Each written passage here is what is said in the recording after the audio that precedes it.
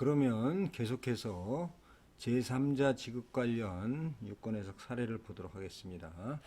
사례 1번입니다. 사례 1번. 세관의 공매 결과 대금 지급을 하는 것이 제3자 지급에 해당하는지 여부입니다.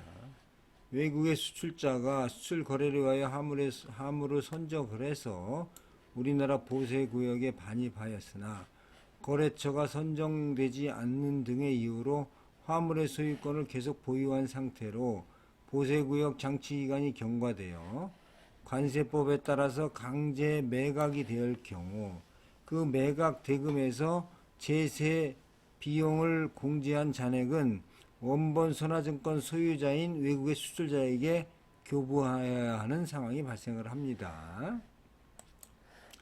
이 상황에서 외국의 수출자가 국내 거주자에게 상기 매각 대금 수령을 위임하여 국내 거주자가 세관의 매각 대금 지급을 청구하는 경우 대금 수령의 위임을 받은 국내 거주자에게 지급할 수 있는지 외국한 거래법의 신고나 허가를 득해야 하는지 하는 얘기입니다. 이 관세법에 따라서 세관에서 공매를 하고 공매 잔금은 외국의 수출업자에게 줄 경우에는 채권 채무 관계가 발생을 합니다. 따라서 이 거래 당사자인 세관이 거래 당사자가 아닌 거주자에게 지급할 경우 제3자 지급이 해당되어 신고를 해야 되기 때문에 관련 서류를 갖추어서 신고를 하면 되겠습니다.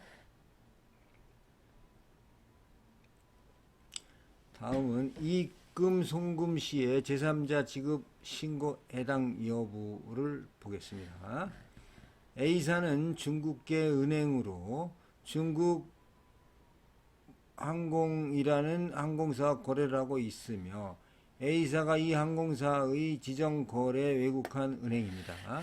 이 항공사는 항공티켓 판매 후 수익금을 A사에 예치하고 있는 상태인데 이 금액의 일부를 본점이 아닌 미국에 있는 지사로 송금하고자 합니다.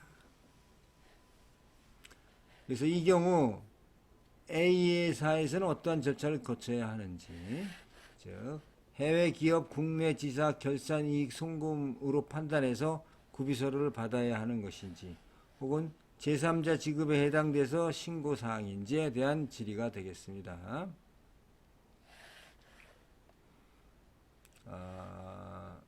우선 제3자 지급 신고가 해당이 되는지를 볼까요? 외국한 거래은행 7-50조에는 설치 신고를 한 지점이 결산 순이익금을 외국에 송금하고자 하는 경우에는 지정 외국한 거래은행을 지정거래 외국한 은행을 통해서 송금을 해야 됩니다. 그리고 제2항에는 당해 지점 및 대차 대조표 및 손익계산서, 납세 증명 등을 첨부할 것을 요구가 있기 때문에 수익금을 바로 송금하기는 어려울 겁니다. 또한 그 결산 순이익금의 대송금도 이것이 본사에 보내는 것을 전제로 하고 있기 때문에 다른 지사에 송금할 경우에는 그 관련 서류라든가 계약서를 꾸며서 제3자 지급이 신고를 해야 할 것으로 판단이 됩니다. 다음에 거래 당사자가 아닌 다른 거주자에게 채무를 지급하는 것이 제3자 지급 신고 사항인지, 당사자가 일본 A사 선사와 계약을 하고 채무가 발생하였는데 일본 A사는 당사 채무를 한국 내 에이전트인 B사 채무 변제에 원하고 있는 겁니다. 그래서 국내 회사인 B사의 송금 시 제3자 거래에 해당이 되는지에 대해서 질의를 한 것이 되겠습니다. 이것은 당연히 거래 당사자인 일본 A사가 아닌 다른 거주자에게 채무를 지급하는 것은 제3자 지급에 해당이 돼서 신고를 해야 되겠죠. 신고 시 필요한 서류는 신청서가 있고 사유서, 당해 지급 등에 대한 당사자 간의 합의서, 채권 채무 확인 서류가 필요하겠습니다. 자, 그 다음에 수출대금 송금 업체가 2인 이상일 때 제3자 지급 신고를 해야 되는지 여부입니다. 수출 대금에 대한 송금업체가 2인 이상일 때 제3자 지급 신고를 해야 되는지, 상대 계약 당사자는 중국 내 A 거래선입니다. 물품 선적지는 A가 지정하는 공장이고, 선적 후 수출 대금은 B업체가 100% 입금하거나 혹은 A업체 50, B업체 50으로 입금하는 겁니다. 결제 방법은 사후송금 오픈 어카운트 TT가 되겠습니다.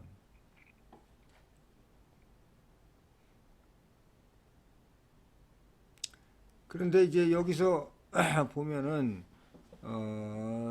국내 거주자가 중국 업체 A에게 수출하고 동수출 대금 전부 또는 일부를 수입자 A가 아닌 제3자 B로부터 수령하는 경우,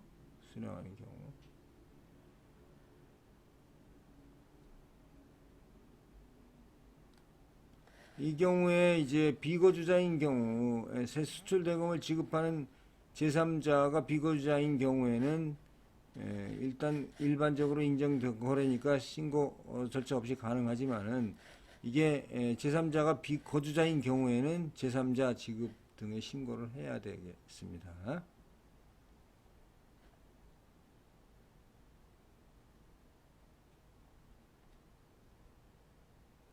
자, 수입대금을 수출자가 아닌 제3자에게 지급 시 제3자 지급 신고를 해야 되는지 여부입니다. 거래업체 A는 일본에 소재한 B의 판매 법인입니다. 일본에 소재한 B사는 싱가포르에 있는 C사에게 채권 양도 계약을 했으며 이에 따라 C사는 B사에게 일정액의 선급금을 지급하고 있습니다. B로부터 원자재를 구매하여 국내에 공급한 후 판매대금 전액을 싱가포르에 있는 C사, B사의 관계회사이나 독립된 법인인 C사로 송금하는 경우 제3자 지급에 해당하는지 여부가 되겠습니다. 본건 제3자 지급에 해당하는 경우 한국은행 총재 신고사항으로 특임 절차는 1회 특인으로 전체 기간 신고로 가름할 수 있는지 여부와 아니면 개별 건별로 그런 그 신고를 해야 되는지 여부가 되겠습니다. 국내 A사는 일본 B사로부터 물품을 수입하고 동수입 대금을 C사에게 지급하는 그런 게 되는 거죠. 결과적으로. 그래서 이건 제3자 지급에 해당되니까 이것은 원래 신고를 해야 되는데 문제는 B사가 수출채권을 C사에게 양도한 경우이기 때문에 이것은 인정된 거래가 되는 거죠. 그래서 별도의 신고 절차가 필요하지 않습니다.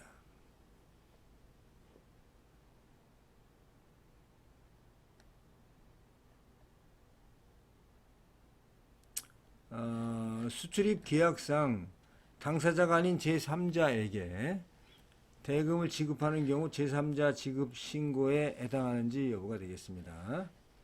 한국의 수입자 A는 중국의 제조자 B로부터 물품을 수입합니다. 중국의 제조업자 B는 영세업체로서 중국에서 수출을 할 수가 없습니다. 그래서 수출 대행사인 중국의 C 운송업체에게 수출 대행을 의뢰하여 수출하고 있으며 세관에 제출하는 서류는 중국의 수출 대행사인 C의 명의로 되어 있습니다. 그래서 수입대금의 결제를 볼까요? 전신한 송금, TT 송금을 하고 계약서를 첨부하여 송금을 하는데 동계약서는 중국의 제조업자 B회사의 명의로 되어 있고 계약서상 수취인은 B회사의 사장 개인 계좌로 되어 있습니다. 개인 계좌로 송금을 하고 있다는 얘기죠. 다음 수입대금을 전신 송금할 경우 누구에게 해야 되느냐 하는 거죠. 그래서 이거는 원칙적으로 당사자에게 송금을 해야 되는 겁니다. B에게 수입대금을 지급하면 제3자 지급인데 만약 B가 수출입 계약상 당사자가 아닌데 B에게 송금을 하면 제3자 지급에 해당하는 거죠. 그래서 B회사의 사장명의 계좌로 수입대금이 송금이 가능한지 그러니까 B회사 사장명의로 송금하는 경우에는 수출입 계약 당사자 이해의 자에게 지급하는 경우이기 때문에 제3자 지급에 해당합니다.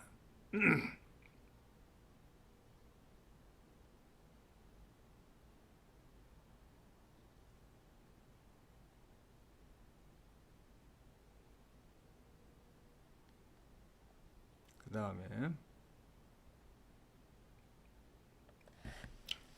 제3자 지급 결정사항이라는 제목으로 한번 설명을 해보겠습니다.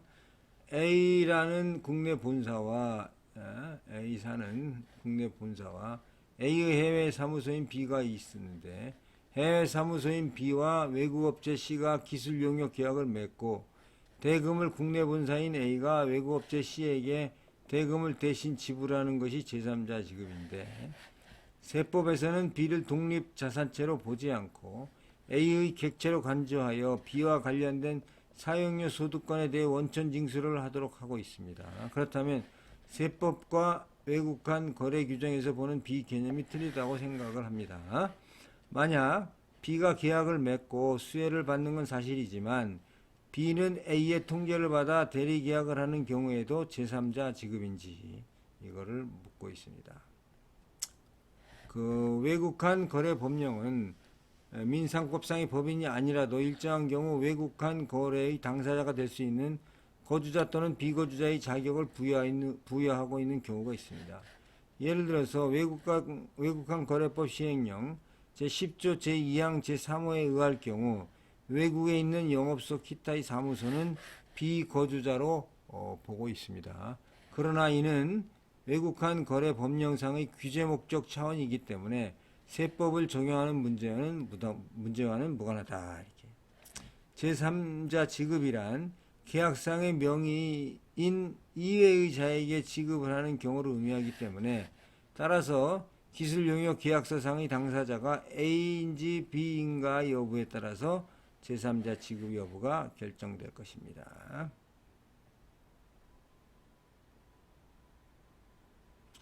이거는 뭐 계속 이게 제3자가 뭐냐에 대해서 계약 당사자가 아니라는 게 되게 중요하죠. 그래서 이 사례도 마찬가지로 계약 당사자가 아닌 제3자에게 대금을 송금하는 경우에 제3자 지급 신고에 해당하는지 여부입니다. I는 중국 생산자 A로부터 옷을 수입하여 미국으로 수출하려고 합니다. 중국의 생산자는 직접 알고 있는 것이 아니고 홍콩에 있는 거래처로부터 소개를 받아 수입하는 것입니다. 옷을 만드는 데 소요되는 경비에는 원단값과 인가공비가 있는데 돈을 지급함에 있어서 인가공비는 I가 직접 중국 생산자에게 지급하지만 원단값은 홍콩에 있는 거래처가 우선 중국 생산자에게 지급하고 그 돈을 I가 홍콩 거래처에게 지급할 다른 돈과 합하여 나중에 TT 송금을 합니다. 이 거래가 외국한 거래법상 제3자 지급에 문제가 있는지 하는 거야 되겠습니다. 이거는 이제 한국의 회사가 중국 회사와 수익 계약을 맺은 후 대금 송금은 제3자인 비거주자 홍콩 회사에 하는 경우가 되기 때문에 이것은 한국은행 총재의 사전 제3자 지급 신고를 하여야 하겠습니다.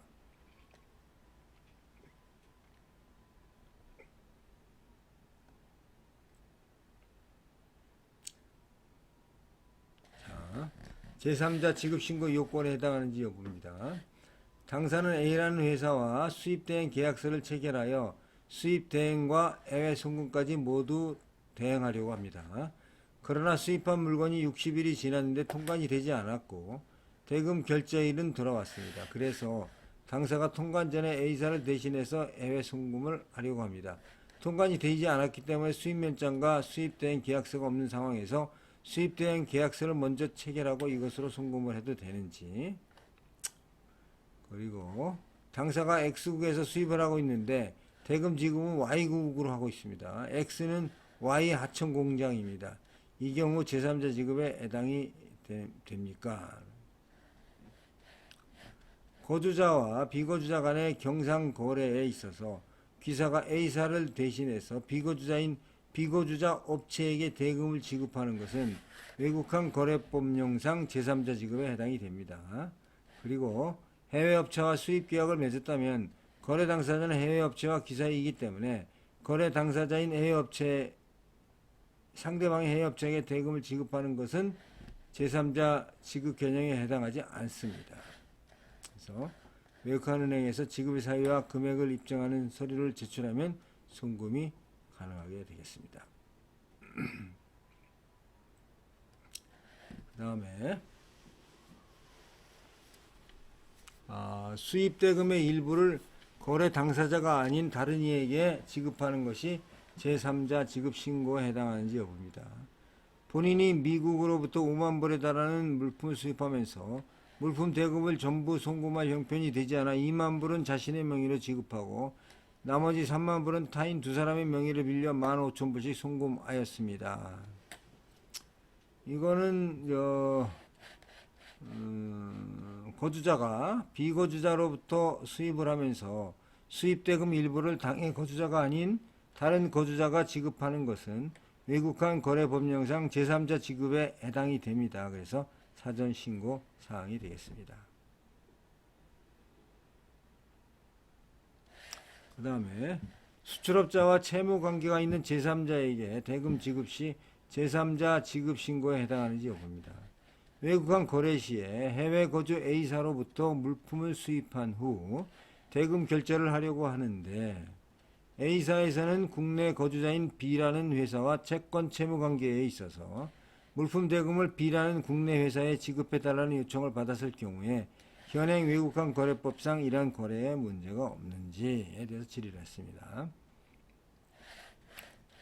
본건은 거주자 수입상과 비거주자 수출상 간의 거래 결제를 위해서 당해 거래의 당사자인 거주자가 비거주자와 채권 채무 관계에 있는 제3의 거주자에게 지급하는 거. 직접 지급해야 되는데 제3자에게 지급하는 거기 때문에 이건 당연히 신고를 해야 되겠다 이렇게 생각이 나오고 있습니다. 자, 물품 대금 차액을 제3자에게 지급하는 경우 제3자 지급 신고에 해당하는지 여부입니다.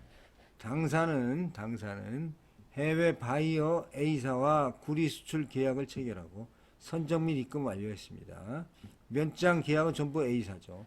중개상 해외 B사는 당사와 A사 간의 소개 역할을 하며 특히 런던 메탈 익스체인지를 통한 가격 결정 권한이 있습니다.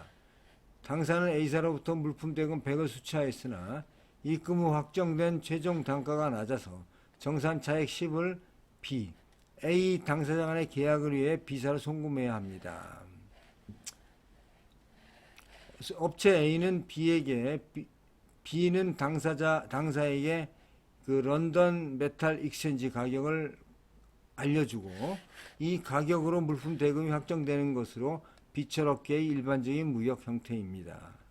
결국 매출을 감소시키고 그만큼의 잉여 입금분을 제3자에게 돌려주는 것인데 이 경우 적정한 방법으로 10을 송금하기엔 절차는 어떻게 되는 건가 하는 거죠.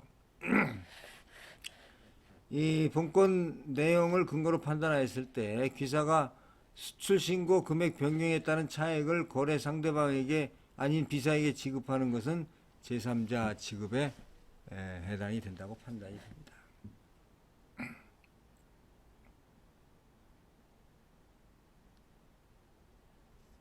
자, 그 다음에 이런 경우도 많이 있습니다. 수입 대금을 수출자의 국내 범인인 국내 계좌로 지급 시 제3자 지급에 해당하는지 여부에 대한 질의가 되겠습니다. 국내 물품 수입업자 갑, 해외 수출자 을, 해외 수출자의 국내 외투법인 병입니다. 그럼 갑은 을과 원자재 구매 계약을 체결하고 을은 물품을 선적하여 갑에게 공급하고 한편 을과 병은 자회사 관계로서 채권 채무가 상당히 발생합니다. 을은 갑으로부터 받아야 될 물품 수출 대금을 갑이 직접 병에게 송금하도록 송장을 작성하여 갑에게 청구합니다. 국내 은행 간 자금이체를 통해서 을에게 지급해야 될 물품 대금을 국내에 있는 병에 송금하는 거죠. 이와 같은 거래 구조에서 갑이 병에게 국내 자금이체를 통하여 지급하는 제3자 간 지급 형태는 정당한 것인지 거주자 계정에의 입금은 제한이 없다는 규정을 적용할 수가 있는가 하는 얘기입니다. 요거는 이건 원래 수출자 거래해야 되는데 그 국내에 어떤 다른 거주자에게 지급하는 거기 때문에 제3자 지급이 되겠죠. 그래서 신고를 해야 합니다.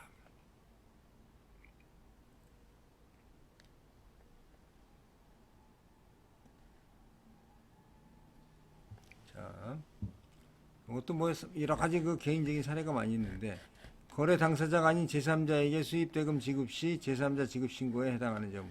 이 자체가 벌써 제3자 지급이 해당이 되네요. 일본에 있는 친구의 부탁으로 미국 M사로부터 한국으로 의류를 수입하였습니다. 물건의 수입 및 통관 운송상의 모든 비용은 일본 친구가 지급을 했습니다. 따라서 한국 내에서 물건이 판매 처리됐을 경우에 일본 친구에게 물품 대금을 지급해야 되는데, 미국의 M사와 일본 친구와는 계약관계가 형성되어 있지만 저희 회사는 아무런 계약관계가 형성되어 있지 않습니다. 이런 경우 일본의 친구에게 외화 송금을 하려면 어떻게 해야 되는지, 제3자 신고는 어떻게 해야 되는지, 요것은